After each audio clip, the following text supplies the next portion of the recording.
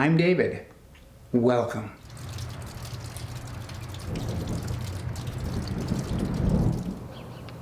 If only the rain could be mastered with a conga drum. Instead, it is fickle. It hints, then disappoints. It taps on the skylight, then is no-show when I get to the window. Showers, meteorologists say, will be scattered. They don't know what's going to happen in my garden. The rain defies statistics. Here in Albuquerque, the rain is sparse, except when it's not. That's why the city has a system of arroyos, flood control ditches.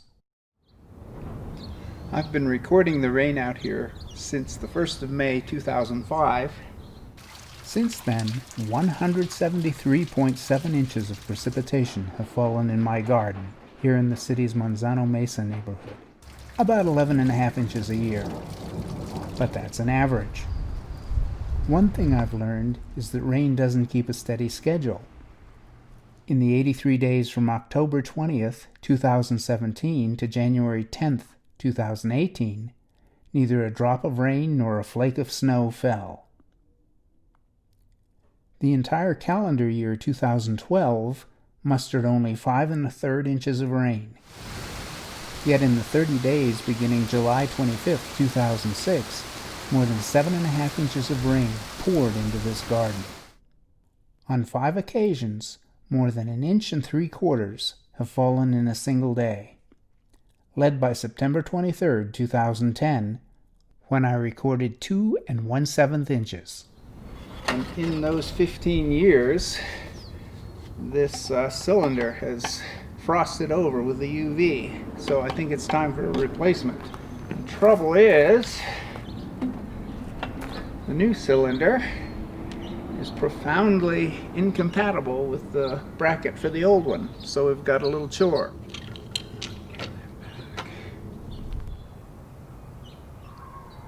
Inside diameter 7.5 centimeters.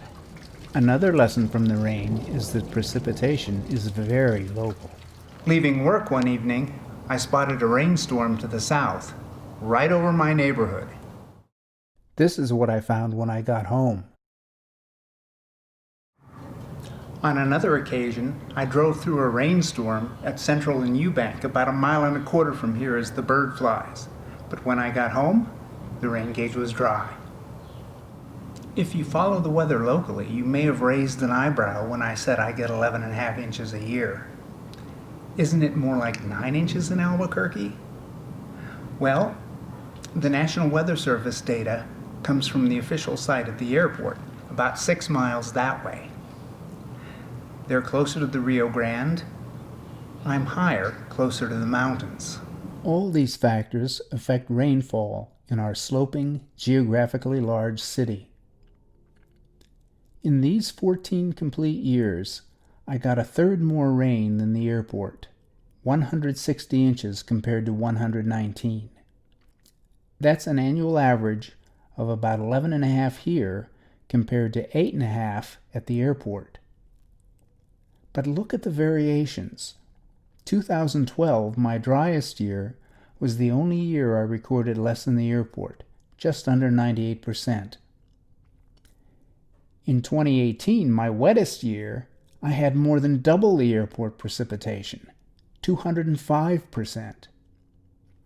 There are all sorts of figures in between, with 2009 and 2019 coming closest to the 14-year percentage. For both sites, 2019 is also very close to the 14-year average. Yet this is hardly a complete picture.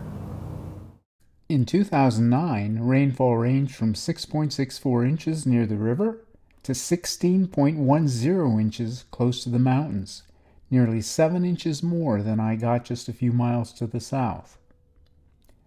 In between are a range of figures. Drier toward the river, wetter toward the mountains. These are from the Albuquerque CityNet group, unofficial observers, including myself, administered that year by Mark Fettig and Amanda Martin of the National Weather Service.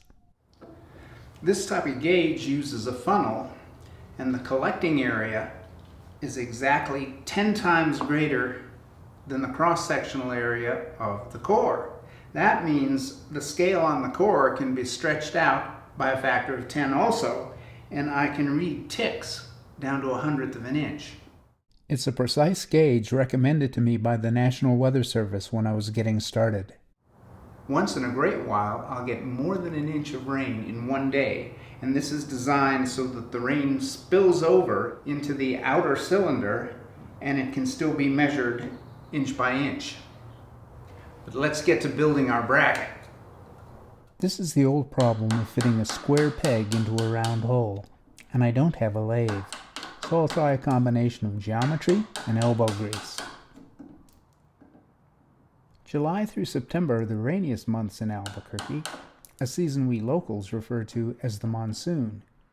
That may amuse folks in much wetter climates, but things here do get interesting, as with this July 2018 storm, when the hail piled up like snow. And don't forget the runoff from the mountains next door. Do not go skateboarding in the arroyos. In my garden, almost exactly half the annual precipitation arrives in the 3 monsoon months. But here also there is plenty of variation. 2006 and 2018 were the wettest, each with a monster month of rain and almost identical monsoon totals approaching 11 inches. Close behind was 2013, with heavy July and September rains. The driest monsoon came this year, with barely more than 2.5 inches, and falling just short of the next weakest total 8 years ago. That's partly because the monsoon quit September 10th. This is mid-October and there hasn't been a trace of rain since. There's a full range in between, with 2016 coming closest to the 16-year average. Now let's look at the monsoon rainfall against complete years. Since I don't have a full year precipitation total for 2005, and don't yet have one for 2020, I'm excluding those years. During these 14 years, the 2013 monsoon accounted for nearly 72% of that year's precipitation. At the dry end, the 2019 monsoon contributed the smallest percentage of that year's precipitation, with 2008 coming closest to the overall percentage of 50.03%. Links to my map and charts are in the description, as is a link to my website, where my daily rain data is available to anyone without cost or registration. You might think that I've done a lot of rain watching and record keeping and analysis and charting just to declare that about half my garden's rain comes during the monsoon. And don't forget the setup. But that is the nature of hard-won knowledge of this world. I find the fuss to be quite fulfilling because watching the life-giving rain keeps me close to nature. Water rights are a constant issue here in New Mexico, but more broadly, climate is a global issue of our time. Shall we preserve the earth for the perpetual generations? Or shall we simply have wealth in our own time? Oops! Of course, it's more complicated than that misleading question. If 15 years of rain watching have taught me anything, it is that. Moreover, my humble vigil has involved rain alone, not temperature, not barometric pressure, not wind speeds, not atmospheric particulates.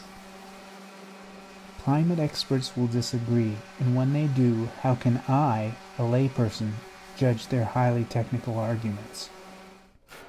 And people will disagree.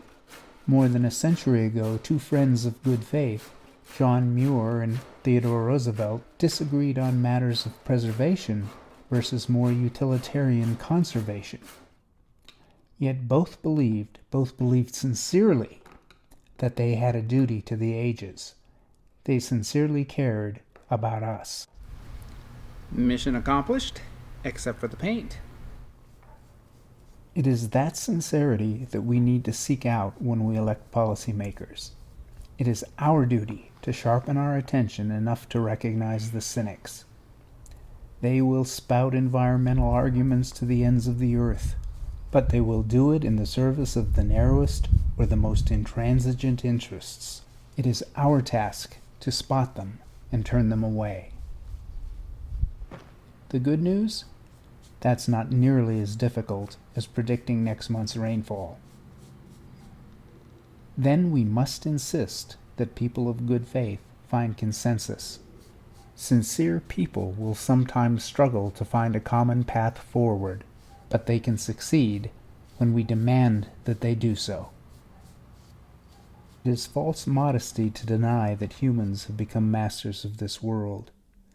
It is folly to suppose our actions don't matter.